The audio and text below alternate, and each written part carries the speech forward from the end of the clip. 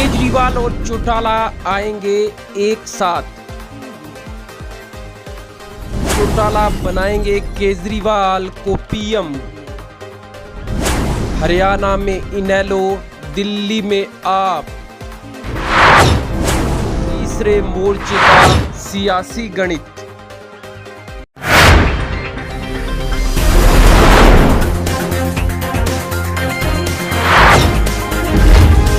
आप देख रहे हैं नेशनल मीडिया टीवी।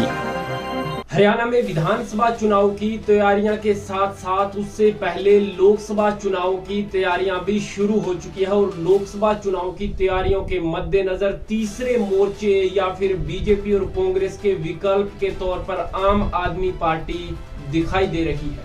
और आम आदमी पार्टी भी प्रत्येक राज्य के अंदर गठबंधन करने को अब आतुर है, जिससे केरल से शुरुआत की है 2020 पार्टी से, क्योंकि अरविंद केजरीवाल इस बात को अच्छी तरह से जानते हैं कि पीएम की कुर्सी तक पहुंचना इतना आसान नहीं है अकेले दम पर, और इसके लिए कुछ राजनीतिक साथियों की तलाश रहेगी जो उनका साथ दे सके।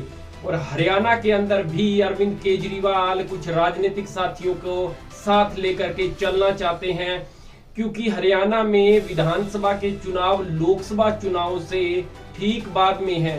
और ऐसे में तीसरे मोर्चे के गठन के विकल्प के तौर पर जिस प्रकार से ओपी चौटाला लगातार प्रयास कर रही हैं, ओपी चौटाला वो व्यक्ति है जो अरविंद केजरीवाल को पीएम की गद्दी तक पहुंचा सकते हैं।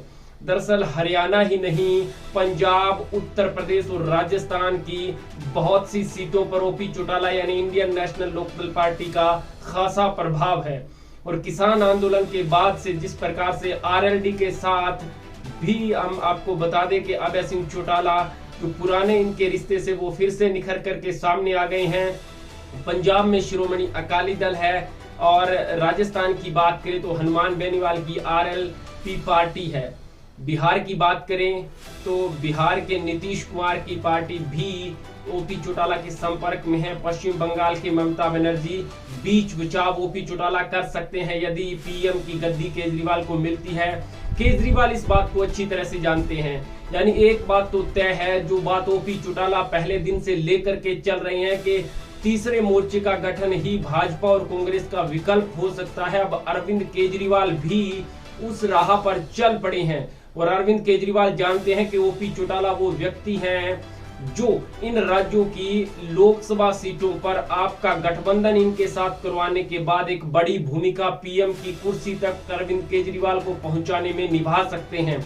और इस वजह से गठबंधन की राजनीति अरविंद केजरीवाल ने दक्षिण भारत से शुरू किया, लेकिन उत्तर भारत में भी अब हरियाणा के अंदर भी आम आदमी पार्टी और इंडियन नेशनल लोकदल पार्टी का गठबंधन हो सकता है। राजनीति के जानकार इस बात से इनकार नहीं करते, क्योंकि राजनीति में सब जायज है।